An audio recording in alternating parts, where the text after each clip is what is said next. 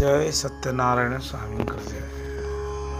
नीलाचल निवासाय नित्याय परमात्मने बलभद्रं सुभद्राभ्यं जगन्नाथाय नमः। जगतरनाथ जगन्नाथ महाप्रभु सर्वाराध्य से प्रभुंकर भक्त चरित सुंदर भाव पदे शुणा। लीलांबर दास श्रीमद भागवत लेखा अछि जे पांचु थाए पर मंद मंद पांचंती गोविंद। विशेष करी सरल निष्कपट भक्त प्रति जी मंद चिंता करे जगन्नाथ ताकू क्षमा दियंती नाही। ताकू उपयुक्त शास्ति देवाकू आगे आसंती भक्त लीलांबर दासंक जीवन चरितरे से भली घटना घटिथिला। से प्रभुंकर दयारु किपरि घोर विपत्तिरु उद्धार होई तांक दर्शन लाभ करिवार सुजोग पाइले। आसंतु विषय को पाठ करी शुणिबा। उत्तराखंड रे लीलांबर दास नाम रे जड़े ब्राह्मण बास करुथिले। सकल शास्त्र रे तांकर पांडित्य थिला। सकल जीव प्रति तांकर दया भाव थिला। से अत्यंत शांत और सद्भावना प्रिय थिले। साधारण लोक भावे पूजा होम यज्ञ प्रभृति करी तांकर परिवार चलांती। श्रीहरि कथामृत पान करिवारे तांकर भारी शौक। पुराण शास्त्र पाठ करी आनंदरे दिन गुड़िक कटाई देउथांती। एई भली किछि दिन गत हेबा परे दिने मनरे भाबिले आउ केते दिन मु एइपरि ए मिछमाया संसार रे बांधी होई जीवन कटेबी। सकल जीवर उद्धारकर्ता अशरण शरण कारी प्रभु जगन्नाथ पुरुषोत्तम क्षेत्र रे विराजमान करिसंती।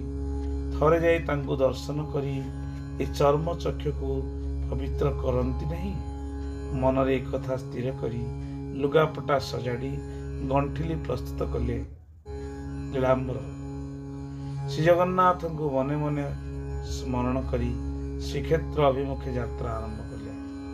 केते दिन एई भली चाली चाली जाई गंगा नदी कूଳରେ थिबा गोटे जंगल रास्ता रे पहुंचले।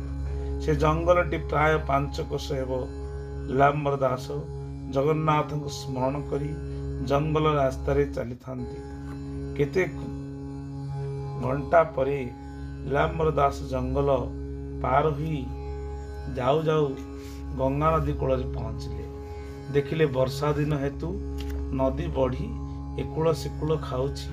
चारिआडे चाहि देखिले काउ कोइली नाहांती।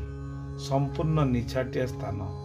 दासे मने मने स्थिर कले ए स्थान रे रहिबा संपूर्ण निरापद नुहे।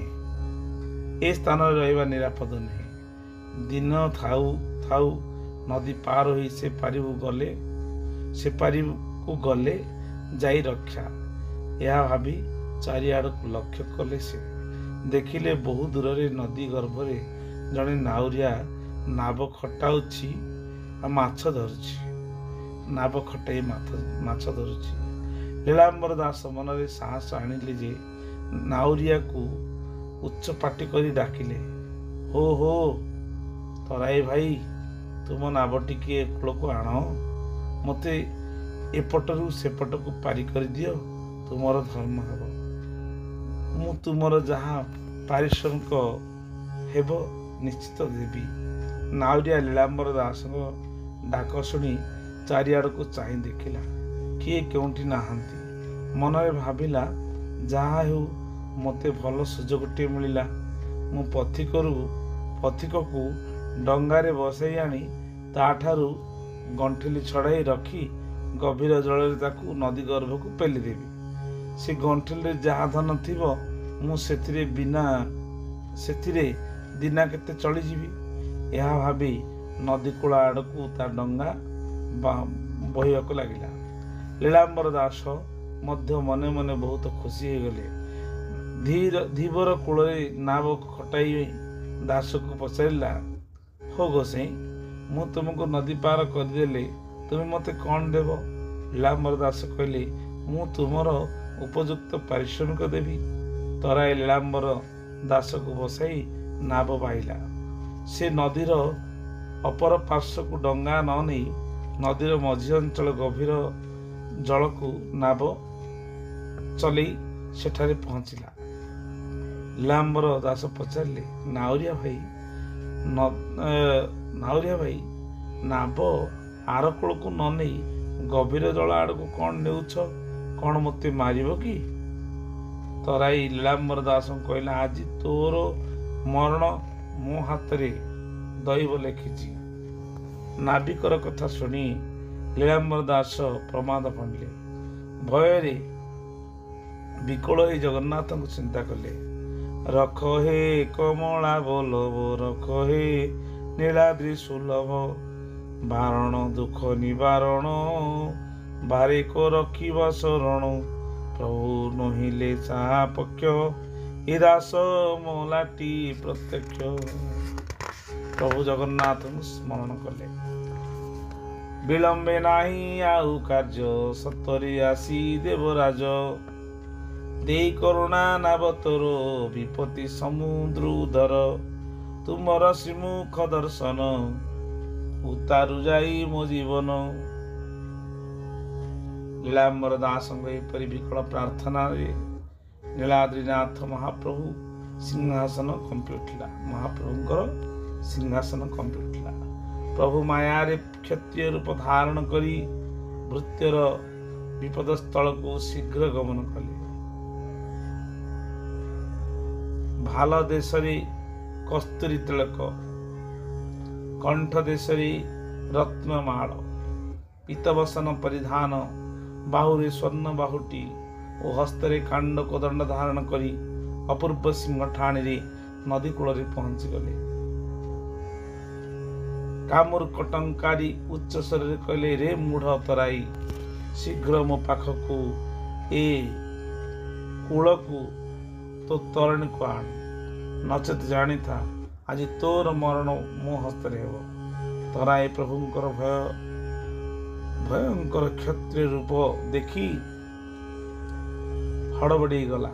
ସେ ଭୟ ଚିତ୍ତରେ ବାଧ୍ୟ ହୋଇ କୂଳକୁ ନାବ ନେଇଗଲା। ମନେ ମନେ ଭାବିଲା, ଏ ବ୍ରାହ୍ମଣ ଗୋସାଇଁ ବଡ଼ ଭାଗ୍ୟବାନ, ନହେଲେ କି ଏ ଅସମୟରେ ଏ ବୀର ପୁରୁଷ ଆସି ପହଞ୍ଚିଥାନ୍ତେ। ତରାଇ ଧୀରେ ଧୀରେ ନାବ ବହିବା ଦେଖି ପ୍ରଭୁ ତାହା ଦିଗକୁ ତୀକ୍ଷ୍ଣ ଶର ନିକ୍ଷେପ କଲେ। ଶର ଯାଇ ନାବ ମଙ୍ଗରେ ଗଳିଗଲା। ନାଉରିଆ ତରସ୍ତ ହୋଇ ନାବକୁ ଶୀଘ୍ର ଶୀଘ୍ର ଆଣି କୂଳରେ ପହଞ୍ଚାଇଲା। କୂଳରେ ନାବକୁ ଖଟାଇ ଦୁଇ ଜଣ ଯାକ କ୍ଷତ୍ରିୟ ବେଶଧାରୀ ପ୍ରଭୁ ଜଗନ୍ନାଥଙ୍କୁ ସାଷ୍ଟାଙ୍ଗ ପ୍ରଣାମ କଲେ। ଜଗନ୍ନାଥ ରାଗରେ ଗର୍ଜି ଉଠି କହିଲେ, ରେ ମୂଢ଼ ତରାଇ, ଆଜିଠାରୁ ତୋର ଏଇ ଗର୍ବପଣ ଛାଡ଼। ଆମ୍ଭେ ଏ ବନରେ ରହି ଜଗରକ୍ଷା କରୁଛୁ। ତୁ ଆମର ଅନୁମତି ନ ନେଇ ଏଠାରେ ପାରି କରିବାକୁ କିଏ? ମହାରାଜାଙ୍କ ଇଲାକାରେ ଖଜାଣା ନଦୀ ନାବ ବହୁଛୁ। ଏପରି ବୁଦ୍ଧି କଲେ ନିଶ୍ଚିତ ମରିବ। ପୁଣି ଲୀଳାମ୍ବର ଦାସଙ୍କୁ ପ୍ରଭୁ କହିଲେ, ଆହେ ବ୍ରାହ୍ମଣ ଶୁଣ, ରାଜା ଏ ବନ ଜଗିବା ନିମନ୍ତେ ଆମକୁ ନିଯୁକ୍ତି କରିଛନ୍ତି। ଯିଏ ଏଠାରେ ଖଣ୍ଟ ପଣିଆ କରି ପଥିକଙ୍କୁ ହଇରାଣ କରିବ କିମ୍ବା ତାଙ୍କଠାରୁ ଧନ ବସ୍ତ୍ର ଛଡ଼ାଇ ନେବ, ମାରିବାକୁ ଚେଷ୍ଟା କରିବ, ମୁଁ ତାକୁ ବଦ୍ଧ କରିବି। ସେଥିପାଇଁ ଏ ଜଙ୍ଗଲରେ ମୁଁ ଘର କରି ରହିଛି। ତୁମେ ତ ଏଇ ବାଟ ଆସିଲ, ମୋତେ ଦେଖା ହୋଇ ଆସିଲ ନାହିଁ। ଏ ଅତି ଭୟଙ୍କର ସ୍ଥାନ, ବୁଝିଲ? ଲୀଳାମ୍ବର ଦାସ କହିଲେ, ହଜୁର, ଆପଣ ଏଠାରେ ଅଛନ୍ତି ବୋଲି ମୁଁ ଜାଣିପାରିଲି ନାହିଁ। ଜାଣିଥିଲି କି ନିଶ୍ଚୟ ଜଣେ ଆସିଥାନ୍ତି, ଯାହାର ମାୟା ଦେବତାମାନଙ୍କ ଅଗୋଚର। ଲୀଳାମ୍ବର ଦାସ ତାଙ୍କୁ ଚିହ୍ନିବ କିପରି? ତାଙ୍କୁ ସାମାନ୍ୟ ମନୁଷ୍ୟ ଭାବି କାକୁତି ହୋଇ ପ୍ରାର୍ଥନା କରି କହିଲେ, ଆଜ୍ଞା, ମୁଁ ଶ୍ରୀକ୍ଷେତ୍ର ଯିବି। ସେଠାରେ ନୀଳାଦ୍ରି ନାଥଙ୍କୁ ଦର୍ଶନ କରି ମୋ ଜୀବନ ଧନ୍ୟ କରିବି। ମୋତେ କୃପା କରି ଏ ନଦୀ ପାର ହେବା ପାଇଁ ବ୍ୟବସ୍ଥା କରିଦିଅନ୍ତୁ। ମୁଁ ଆପଣଙ୍କ ନିକଟରେ ଚିରଦିନ କୃତଜ୍ଞ ହୋଇ ରହିବି।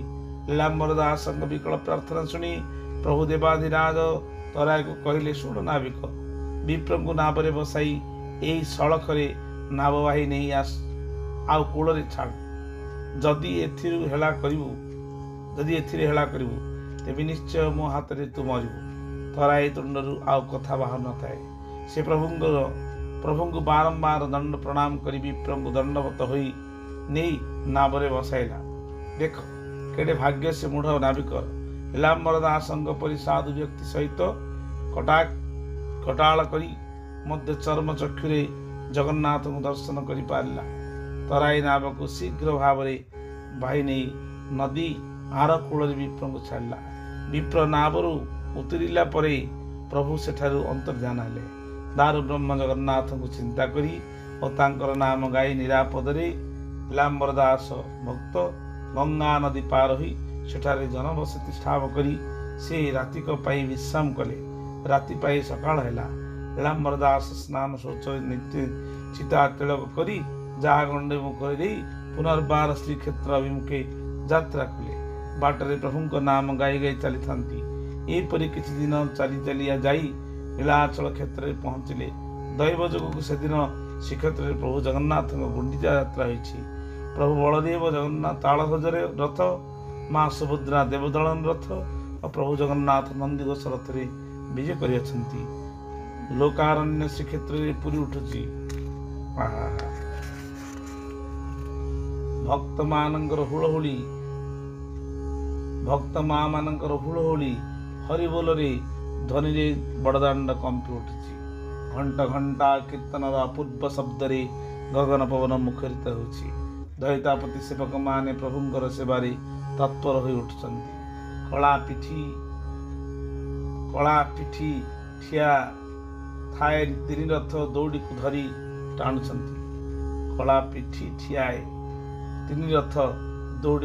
ଟାଣୁଛନ୍ତି। ପ୍ରଭୁଙ୍କ ସୁନ୍ଦର କଳାଶ୍ରୀ ମୁଖକୁ ଚାହିଁ କିଏ ଆନନ୍ଦରେ ବଡ଼ ଦାଣ୍ଡରେ ଗଡ଼ି ଯାଉଛି ତ ଆଉ କିଏ ଦୁଇ ବାହୁ ତୋଳି ନାଚି ନାଚି ଆନନ୍ଦାଶ୍ରୁ ବିସର୍ଜନ କରୁଛନ୍ତି। ମହାସମାରୋହରେ ତିନି ରଥ ବଡ଼ଦାଣ୍ଡରେ ଗଡ଼ି ଚାଲିଛନ୍ତି। ସ୍ଥାନେ ସ୍ଥାନେ ମହାପ୍ରଭୁଙ୍କର ରଥ ଅଟକି ଯାଇ ପ୍ରଭୁ ଭକ୍ତମାନଙ୍କର ଠାଣି ମାଣି ଅବଲୋକନ କରୁଛନ୍ତି। ଲୀଳାମ୍ବର ଦାସ ଏହିସବୁ ଦୃଶ୍ୟ ଦେଖି ଭକ୍ତି ଓ ଆନନ୍ଦରେ ବିଭୋର ହୋଇଗଲେ। ସେ ଦୁଇ ବାହୁ ତୋଳି ମୁଖରେ ପ୍ରଭୁଙ୍କର ନାମ ଗୁଣଗାନ କରି ନାଚି ନାଚି ଯାଇ ନନ୍ଦିଘୋଷ ରଥ ପାଖରେ ପହଞ୍ଚିଲେ। କଳାଶ୍ରୀ ମୁଖକୁ ଅନାଇ କୋଟି ଜନ୍ମର ପାପ ତାଙ୍କର ଧ୍ୱଂସ ହୋଇଗଲା। ଆଖିରୁ ଧାର ଧାର ଲୋତକ ବହିଗଲା। ଏତେ ଦିନ ପଥ ଚାଲିବା ପରେ ବାଧା ତାଙ୍କର ଦେହରୁ ଅପସରି ଗଲା। ସେ ଆନନ୍ଦରେ ବଡ଼ଦାଣ୍ଡରେ ଗଡ଼ିଗଲେ। ପ୍ରଭୁମାନଙ୍କୁ ସାଷ୍ଟାଙ୍ଗ ପ୍ରଣିପାତ କରି ବଡ଼ଦାଣ୍ଡ ଧୂଳି ଆଣି ମଥାରେ ମାରିଲେ। ତାପରେ କ'ଣ ହେଲା ନା, ଉଠି ମସ୍ତକେ ଦେଲା ହସ୍ତ, ବୋଇଲା ନମୋ ଜଗନ୍ନାଥ, ତୁମ ଶ୍ରୀମୁଖ ଦର୍ଶନ ପାଇଁ ଆତୁର ମୋ ଜୀବନ, ବାଟେ ସଙ୍କଟୁ ରକ୍ଷା କରି ମୋତେ ଯେ ଆଣିଲ ଧରି, ତହିଁରେ ଲାଭ ଏତେ ହେଉ ତୋ ପାଦ ଚିନ୍ତି ଦିନ ଯାଉ, ଏମନ୍ତ ବୋଲି ନାମ ଧରି କୃଷ୍ଣ କେଶବ ଦଇତାରି, ମୁକୁନ୍ଦ ମାଧବ ଅଚ୍ୟୁତ ପରମାନନ୍ଦ ଗୋପୀନାଥ, ଶ୍ରୀନାରାୟଣ ଚକ୍ରପାଣି ଦୀନବନ୍ଧବ ରଘୁମଣି, ଚିତ ନିବେଶୀ ଶ୍ରୀପୟର ପ୍ରାଣ ଛାଡ଼ିଲା ଦ୍ୱିଜବର, ସମସ୍ତେ ଦେଖୁ ଦେଖୁ ତହିଁ ଢଳି ନ ପଡ଼ିଲା କ ମହି। ଲୀଳାମ୍ବର ଦାସ ମହାପ୍ରଭୁ ଜଗନ୍ନାଥଙ୍କୁ ଅନାଇ ମହିରେ ଟଳି ପଡ଼ିଲେ। ସେ ପ୍ରଭୁଙ୍କୁ ସେୟା ହିଁ ପ୍ରାର୍ଥନା କରିଥିଲେ, ଆପଣଙ୍କୁ ଦର୍ଶନ କରିବା ପରେ ମୋର ଜୀବନ ଯାଉ। ମହାପ୍ରଭୁ କୃପା କରି ତାହା ହିଁ କଲେ। ଲୀଳାମ୍ବର ଦାସଙ୍କର ଏ ଅପୂର୍ବ ମରଣ ଦେଖି ଭକ୍ତଜନମାନେ ଧନ୍ୟ ଧନ୍ୟ କଲେ। ଅନେକ ଭକ୍ତଜନ ମିଳି ତୁଣ୍ଡରେ ହରିନାମ ଗୁଣଗାନ ଉଚ୍ଚାରଣ କରି ଲୀଳାମ୍ବର ଦାସଙ୍କୁ ପଟୁଆର କରି ନେଇ ମହୋଦଧି ତୀରରେ ସ୍ୱର୍ଗ ଦ୍ୱାର ଶ୍ମଶାନରେ ତାଙ୍କର ସଂସ୍କାର କଲେ। ତେଣିକି ଜଗନ୍ନାଥ ତାଙ୍କୁ କେଉଁ ଗତି ମୁକ୍ତି ଦେଲେ ତାହା ସେ ନୀଳାଦ୍ରି ବିହାରୀଙ୍କୁ ଜଣା। ଜୟ ଜଗନ୍ନାଥ, ଜୟ ଜଗନ୍ନାଥ। କହିବାର ତାତ୍ପର୍ଯ୍ୟ ହେଉଛି, ମରଣ ତ ଏମିତି ଆସେ, କିନ୍ତୁ ଏପରି ମରଣ ଆସିବା ସମ୍ଭବ ନୁହଁ। ଭଗବାନଙ୍କୁ ଅତ୍ୟନ୍ତ ମନ ପ୍ରାଣ ଦେଇ ଭଲ ପାଉଥିଲେ। प्रभु निश्चित धाम नहीं स्थान देवे चरण तले इथिला दाढ़ता भक्तिर सुंदर भक्त भगवान चरित श्रवण करी निज मन को प्रभु जगन्नाथ चरण तले समर्पण करंतु। मोर नाथ श्रीनाथ में जगतर एणु जगन्नाथ नाम गुरुंकर प्राणर प्राण तुम्हें मो भावग्राही गुरु कृपा ही केवल भिक्षाए पिता माता सुकृत पुत्र हुए सुखी पुत्र जब सुखी हम कुल धर्म कुल धर्म रखिले परम भक्त हो पार यही जगन्नाथ महाप्रभुर कृपा। धन्यवाद। जय जगन्नाथ। जय गुरु।